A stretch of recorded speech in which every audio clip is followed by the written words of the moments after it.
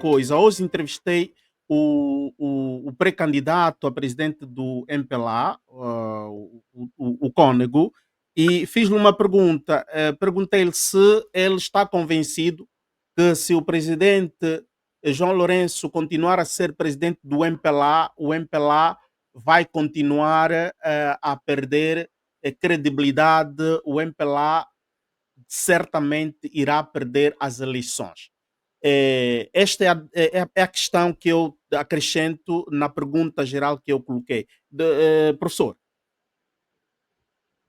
Bom, eu tenho outro entendimento. E, na verdade, penso que o problema não reside de forma isolada no presidente João Lourenço. O problema está precisamente no MPLA.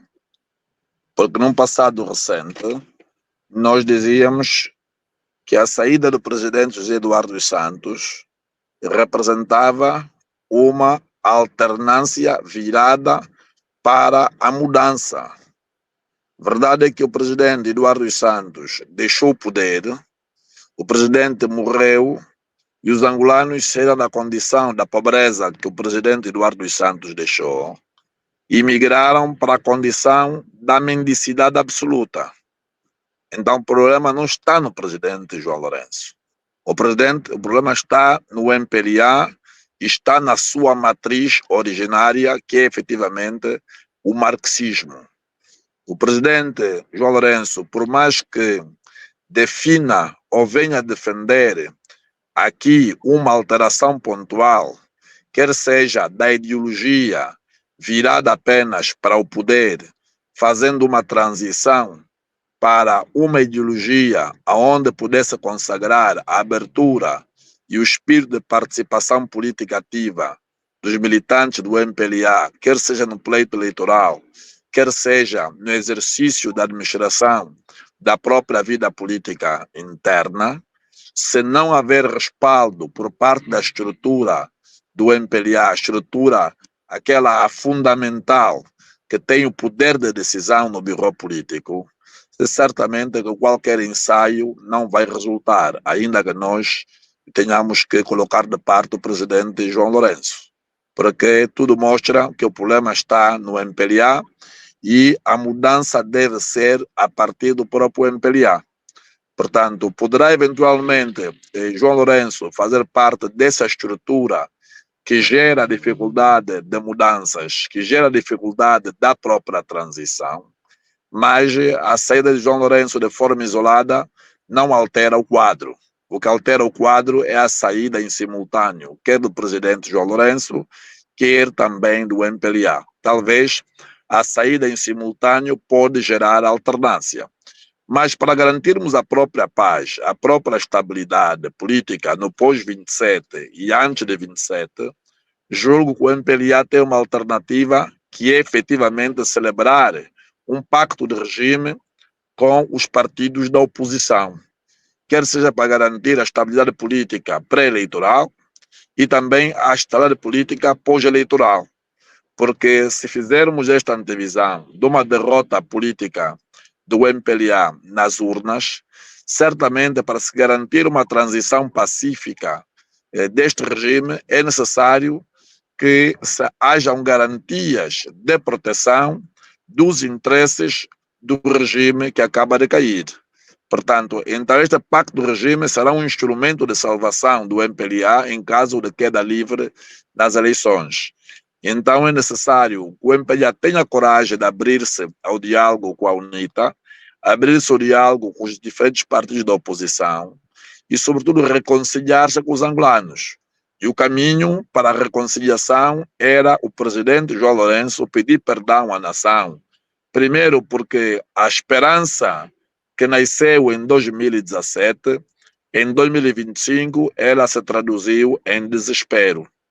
E então penso que o presidente não atingiu os objetivos preconizados na sua agenda política, não conseguiu servir a causa da luta que ele abraçou, que era a justiça social.